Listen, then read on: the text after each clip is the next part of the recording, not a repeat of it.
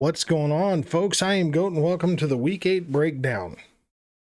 It was my wrist popping. Ow. Hi.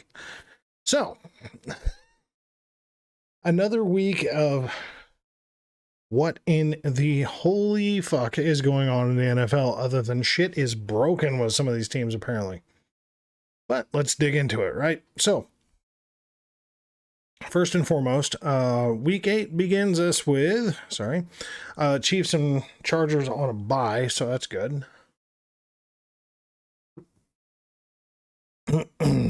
So, hometown boys got a rest, and the Chargers much needed rest. Interesting.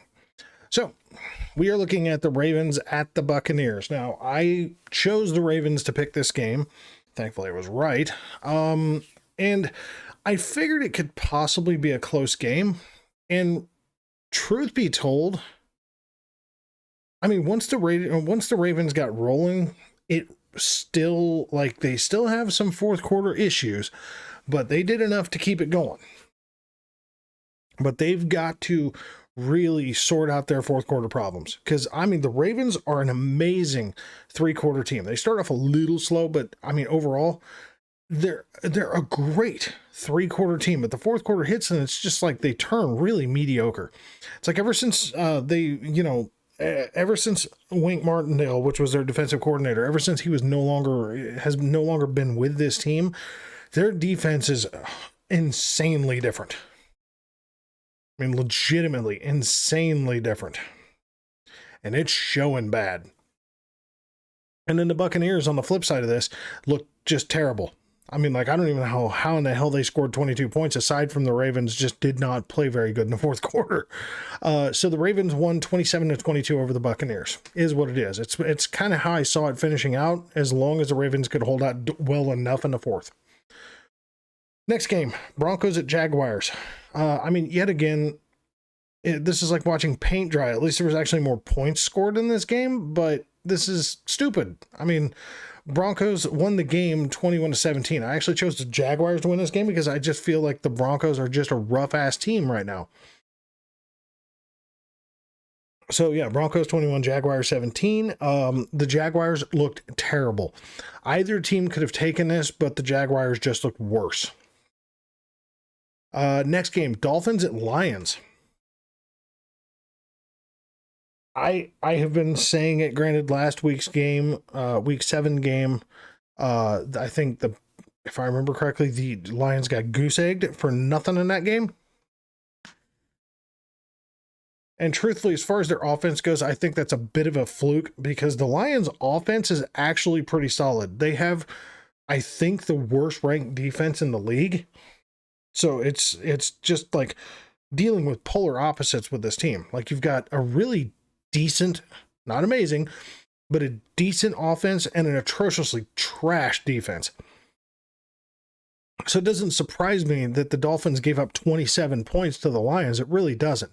But the Dolphins also balled the fuck out on them with 31 points. So the game finished out Dolphins winning 31-27. The big question I have is that even though the Lions are a good offense, not great by any stretch, they're really not, but they're, okay to good. We'll just say kind of okay to good is probably the best way to describe it. Where the hell was Miami's D in this game? Seriously, like, I expected them to really kind of shut down the Lions in this game, and they absolutely didn't. Oh, yeah. So, next game, Panthers at Falcons. This son of a bitch came down to overtime, if I remember correctly. Let me look. Panthers. Where's the Panthers? Panthers, Falcons. Yeah, final OT. Came down to a missed field goal. Basically a lack of scoring and then a field goal at the end of the game for the Falcons to finally close this one out. Literally just a no defense game. Falcons ended up winning. Good for them. The Panthers' newest starting edition quarterback looks way better than anything they've had as of yet, so that's a good thing. But I mean, we're talking about two teams that have got struggling offenses, struggling defenses. It kind of is what it is, right? This was another one of those toss-up games. I did choose the Falcons to win this game. Game finished out 34-37, Falcons on top. Next game, Cardinals at Vikings. I chose Vikings to win this game. I was correct. Cardinals' inconsistencies just continue to build up and brew up. And you know what? I mean, the Vikings are a very solid team this year, as I expected they would be. I mean, they've changed schemes. They're actually, kind of helping build Kirk Cousins' gameplay a little bit here, and it's really showing. I mean, the fact that they're 6-1 or 7-1 right now, it screams leaps and bounds as to what in the hell needed to change with the Vikings in order for them to really maximize the roster that they have. Vikings won this game 34-26 over the Cardinals, and honestly, Kyler Murray looked like he was going to throw a hissy fit out there for all the mistakes and just piss poor play. It is what it is. Next game, Bears at the Cowboys. First of all, I'm going to preface the fact that the Cowboys defense, I don't know what the fuck. I mean, this is basically trash scores. Okay, that's all this was just desperation trash scores as to why the Bears remotely had the score that they had. Okay. Cowboys won a very convincing win, 49-29 over the Bears. And I'm just going to break this down as easily as I can. The Cowboys have a very good defense, and they've got a pretty decent offense. I still, as of right now, find the Giants are the better team, although they didn't look at this week. As far as the NFC East goes, the Eagles are outshining everybody in that division, but I think that the Giants could easily give the Cowboys a run for their money. I really do. I mean, time will tell, because the biggest hiccup is that Cowboys defense against the Giants offense. I think the Giants defense are looking really good with Wink Martindale as their defensive coordinator. He's done a really good job at cinching up the Giants defense for the most part. But not enough in this game, that's for sure. Yeah. I mean, the Bears are just in trouble. Like, they've got no offensive line. They've got I never thought I would say this, but watching this kid play, Justin Fields, he's an impressive player to watch. He really is. His first year in he was sketchy at best. It looks like he's really been putting in the time. The problem is he's got no O-line, questionable running. He has literally basically no receiving core whatsoever. And the defense is just not very good. The Bears overall are as bad as the Lions easily. They're a rough team, and I feel bad for Justin Fields because he needs protection with the offensive line. If he could get protection, even having a mediocre receiving core like he has, I think that this kid could really make something of that team. But he's got, I don't know if they just went out and hired dudes off the street to play O-line and just said, here, look, you're a big old dude. Here, just come put some pads on and see if you can stop these big, angry, worked out motherfuckers. But that O-line is just rugged. I don't know. So, the next game, this is a pure shocker for me. I'm not even going to lie. This is a pure shocker for me. Raiders at Saints. I chose the Raiders to win, and holy Jesus Christ, was I wrong about this. The Saints goose-egged the shit out of the Raiders, 24-0. The Raiders were just junk. Worst fucking game of the week. I've been saying it all season, and even in the preseason, that the Raiders have a built, stacked roster and the capability to do it. And right now, no, they don't. They've got good players on the roster, but there is nothing gelling on that fucking team. The defense is rough. The offense is terrible. As bad as I want to say that the Broncos are, the Raiders are so goddamn inconsistent that they look like they've got a severe case of bipolar disorder. Okay, I just you don't know what the fuck you're going to get out of that offense or the defense from week to week. They played the Chiefs. It's a crazy close game. They play half of the team in the Saints, which I like the Saints. Don't get me wrong. I love the Saints, actually. They're one of my top 4 favorite teams. So, picking the Raiders over the Saints, especially since I kind of have a general hatred for the Raiders as it is, but knowing how that team's built, it really kind of hurts my soul to pick against one of the teams that I like. But again, I like to do more of an unbiased approach about it. And the truth of it is the Saints did exactly what they should have done. They beat the snot out of a fucking team that apparently has no identity right now. So it is what it is. So yeah, Saints 24, Raiders 0. Ouch. It's almost seemingly like every week there's like one game that ends with one team only having a field goal or a goose egg. Excuse me. So the next game, Steelers at Eagles. That I don't even think there was a contest in this game. Okay, I really don't.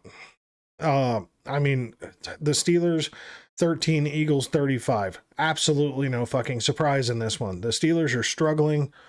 Um, Kenny Pickett did not look good in this game at all. And Tomlin's Steelers are, what are they, 2-6 now? This is rough. It's rough go for the Steelers. This is the worst I've seen the Steelers in my entire life. Rough going. So yeah. Next game, Patriots at Jets. I chose the Jets to win this game, and I was wrong. And there's a reason why I was wrong. Apparently, Robert Saleh and their offensive coordinator, I can't remember who that is at the present moment, decided that it was okay to go ahead and let their quarterback actually try to play the game instead of just manage it. This is what happens. Okay, the Patriots win 22-17 because the fucking Jets just look rough. They've got to stick with the running game, dink and dunk passing, and let their defense get the job done. And in this game, the defense was a little off their mark.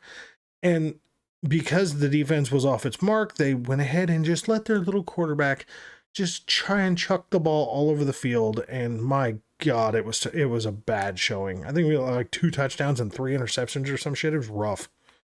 Very rough. So, Titans and Texans. I would like someone to explain this one to me, actually. How in the fuck is it that Derrick Henry has over 200 yards rushing, yet the game finished out Titans ahead 17-10 over the Texans? You figure with somebody having over 200 yards rushing, one player having over 200 yards rushing, that this would at least be in the 30s for them. But welcome to the Tennessee Titans. I still say that they are in desperate need of a much better quarterback, and, we're going to get, a showing of that one for sure. Because, yeah, I mean, this game was Malik Willis's first start, and he was 6 of 10 for 55 yards and an interception, right? Derrick Henry, 32 fucking carries. I've said it so many times. You cannot have a running back carrying over 30 times. 32 carries for 219 fucking yards. Guys, and again, Dontrell Hilliard was 8 carries for 83 yards, and Malik Willis was 5 carries for 12 yards. I mean, for Christ's sake. The only 2 touchdowns that the Titans had were from Derrick Henry. They ran that goddamn much, but somehow allowed the Texans to generally stay in the game. The Titans worry me. I think if they continue to play the way they're going and Malik Harris doesn't get his feet under him with the speed of the game, I really see them, if they make it to the playoffs, which I don't see that they won't at this point because they're 5-2 right now, and they seem like they're going to get there, but I don't think, if they keep going the way they're going right now, they ain't going to make it very far in the playoffs. I can tell you that. So the next game, Giants at Seahawks. I chose the Giants to win this one because honestly, the Seahawks are inconsistent as hell. They've got spurts of glorious gameplay. They really do. Geno Smith is finally looking like the Geno Smith that everybody wanted. It only took a fucking decade to get there. And him being a backup and getting some severe humility, apparently, in the process. But Geno Smith is finally looking like the quarterback that everybody wanted him to be. Everybody was hoping to see him be. And yeah, he's not looking perfect. He's really not. Like, I wouldn't dare say that he's looking like a perfect quarterback. Okay, he's really not. But he's looking more than good enough. Okay. And this game was proof positive. Seahawks won 27-13 over the Giants, and the Giants were coming into this game looking very, very good. So kudos to the Seahawks for continuing to press the matter in the NFC East. I mean, damn. Or NFC West, I mean. Just damn. So next game, Commanders at Colts. I mean, you've got your backup QB coming in on his first start against the Commanders, against a very feisty Taylor Heineke.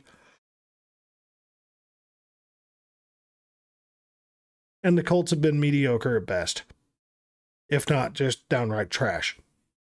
I assumed the Colts were going to be a way better team this year. 2 seasons past, they've been very good teams, and they haven't made insane changes on this team. They haven't found the right quarterback. They brought in Phillip Rivers after Andrew Luck retired, because I think they had Brissett, and then they had Phillip Rivers, and then they bring in Carson Wentz, and then they bring in Matt Ryan. Now, honestly, Matt Ryan is one of those players that has the ability to really blow some games up with his view of the field. So I don't know what it is about joining the Colts squad, but something about joining the Colts has just absolutely decimated Matt Ryan's. What the hell is going on with this? Something with the Colts scheming is just not meshing with Matt Ryan's brain, which is why he's been benched. Okay, I mean, that's rough when you're benching somebody like Matty Ice, for Christ's sake. He just looked terrible this season. So it is what it is.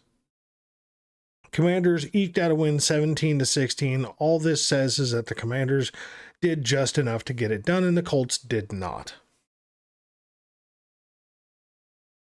Oh, man. Next game.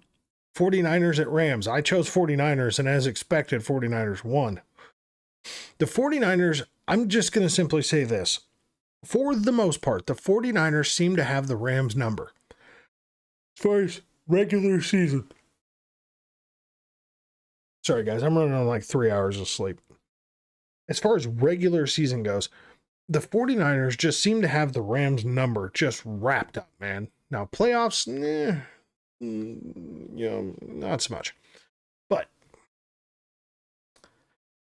yeah, this game, McCaffrey balled out, Kittle balled out, Garoppolo didn't look terrible. The defense played very well against the Rams offense. A little bit of a scare with Cooper Kupp at the end of the game when there was just no chance of them fucking winning, and they're out there still trying to fucking run Kupp down the field, and he ends up getting a sprained ankle. Apparently he's going to be playing this next week, but I doubt he's going to look like the Cooper Kupp of old for a couple of weeks, so that sucks for them. Very questionable, very, very questionable play calling by the Rams at that point, but it is what it is, so whatever. I get they're feisty, man. I really do. But goddamn, man, you don't risk your number one receiver like that. Not in a game where you're not going to win. Okay. You just don't. So 49ers win 31-14 over the Rams. It's exactly what I expected. The 49ers absolutely balled out on the Rams, and they utilized the shit out of Christian McCaffrey. Dude fucking rushed a ball, ran a ball in for a touchdown, caught a pass for a touchdown, and threw a fucking pass for a touchdown. So, I mean, goddamn, yeah. McCaffrey, as long as he stays healthy, he's going to be an absolute stud weapon side by side with Deebo Samuels, and that's going to make for a very volatile fucking mix for other defenses to fucking keep up with once Deebo's back on the field. So, Jesus. So, the Packers at the Bills, next game, Sunday Night Football. Exactly what I expected were going to happen. And I'm telling you, I love the Packers as a team. They've been one of my favorite teams for a long time. But that Packers offense is a mess. It is an absolute mess. You know, they add Sammy Watkins, but he's never a healthy, reliable option. The Chiefs found that out the hard way. When he is 100%, he is a good receiver. He really is. But Aaron Rodgers has an expectation that players should be perfect all the fucking time and somehow keep up on his level of gameplay when even he himself is not a perfect player. He's holding on to balls too long. He's taking sacks he shouldn't be taking. He's throwing, guys are running fucking routes in the incorrect way. And rather than try and coach him on the fucking sideline, again, he just runs this bit of like, I'm not here to teach, I'm here to play. It's your job to do it. I don't know what to say. Packers lost to the Bills. 27-17. Bills look good. The Bills looked very good. They harassed the shit out of the Packers the entire game. And the Bills offense was basically, I mean, there was a few little kind of sputtered drives that were a bit of a surprise to me, that the Packers really kind of stepped up and as far as their defense and really kind of stymied the fucking Bills. But for the most part, the Bills just had their way with them. I mean, like, I think if they would have they almost looked like they were playing with one hand behind their back. They really did. They looked like they weren't even trying, and they just smacked the shit out of the Packers 27-17. The Bills are for real. I think the Bills are, unless something insane happens with the Bills, I think the Bills are going to the AFC Championship game. I think they are going to be leading the AFC all the way until that point, and I do think that they are going to be the number one seed at this point. They are very consistent. They've got a very good defense. Their special teams just doesn't really make mistakes. Their offense is extremely consistent. They're a very, very well-rounded team. And then to finish out, I will say that this is a surprise and no surprise. Okay? And here's what I mean by this. Final game was Bengals at Browns. Browns won 32-13 over the Bengals. Now, one would think that from a defensive stance, you absolutely fucking know that the Browns are going to run the shit out of the ball. Stefanski's basic stance on things is that I'm going to get a score ahead of you or two, and I'm going to run this ball down your goddamn throat until you stop me. And the Bengals just didn't seem like they were capable of stopping shit. They just didn't. I mean, what do you say? The Bengals know exactly what the Browns are, what they're about, and what they're going to do. And they just couldn't even closely perform to that level. You know, Nick Chubb was just running all over him. Kareem Hunt, he got stuffed here and there, but then again, he breaks loose for big plays. And then you got Amari Cooper out there just fucking balling out on him. I mean, this was just a terrible game for the Bengals. That restructured, rebuilt O-line, the Bengals should be ashamed of themselves for calling that a rebuilt line. This line looks worse than it has the last couple of years. It really has. This Bengals O-line is terrible. They can't barely run the ball. They can't protect Burrow for shit. I mean, the poor guy's getting the hell beat out of him. Now, I will say this. Joe Burrow, in my opinion, needs a massive dose in humility, and I think this season may give him that. That kid's very cocky. Now, granted, he can back it up, which is a good thing for him, but I think he's an extremely cocky player that needs to get it kind of get a dose of life thrown at him. And I think this season's going to do that, but I think that he is probably going to have some choice words for his coaching staff after this season for their idea of protecting him, because they just haven't been at all. So, rough game for the Bengals. So that leaves me this week at 10-5 on my picks, because I chose the Bengals to pick that game and was horribly wrong. So, as of right now, I started doing my weekly picks starting week 4. Right now, I am 49-24. I would say, considering the insanity of this season, I honestly, I chose the Bengals to win the Browns game. I really did, because I just assumed that the Browns, being in a struggling position that they've been in so far, we're just not going to be able to keep up with the Bengals. And god damn, was I wrong there. You know, I chose the Giants to beat the Seahawks because I think the Giants are the better team. I think they had a bad game, but I think the Giants are the better team. You know, I chose the Jets to beat the Patriots because the Patriots offense is horribly inconsistent. And it wasn't their offense you had to worry about. It was their defense harassing the shit out of the fucking Jets. You know, I chose the Raiders to beat the Saints because, truthfully, right now, I think the Raiders have the better roster, but their game plan sucks. I mean, this is the craziness that's going on with the season. Like, right now, I don't even want to pick the fucking Raiders to win another game this season. I really don't. Unless there's just an obvious reason as to why I should. I don't want to pick them again because I just don't know what the fuck. I don't think they're capable of beating anybody right now. So it's whatever. So let's go into week 9.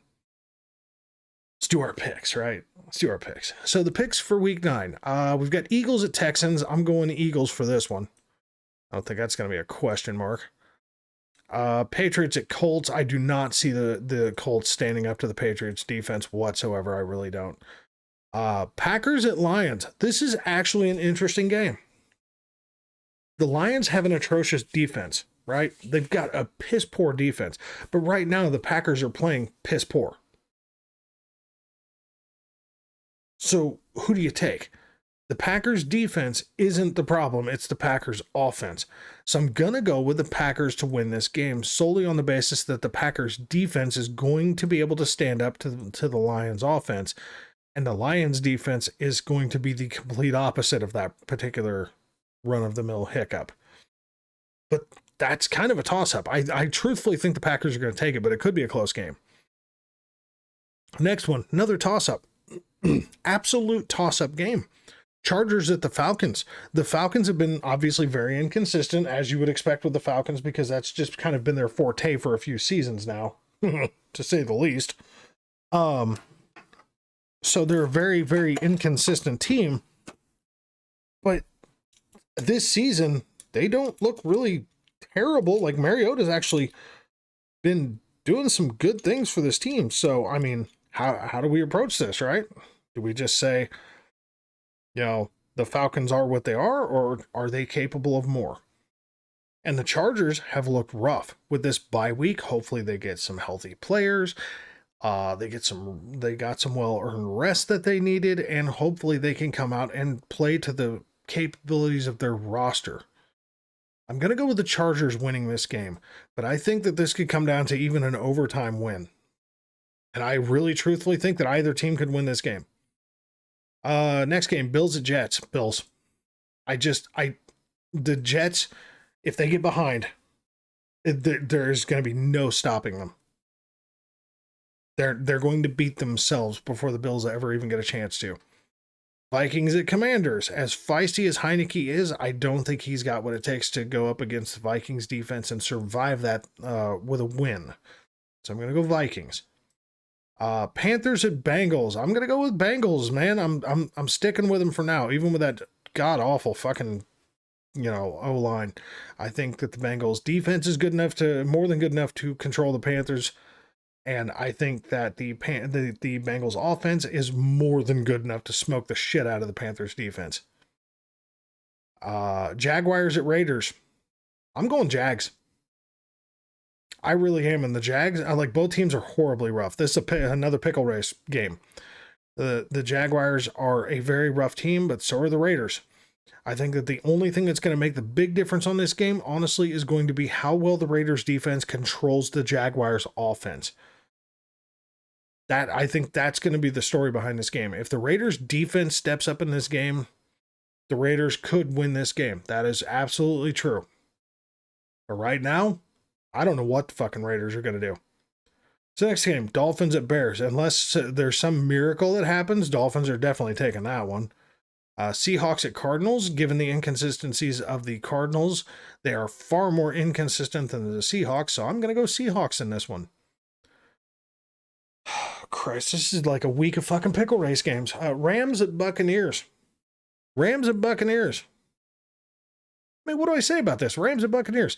The Buccaneers are struggling like a motherfucker on the offense and the defense, but so are the Rams. I think that the Rams are the better team, so I'm going to go Rams. But I think that is a serious question mark. Chiefs at Titans.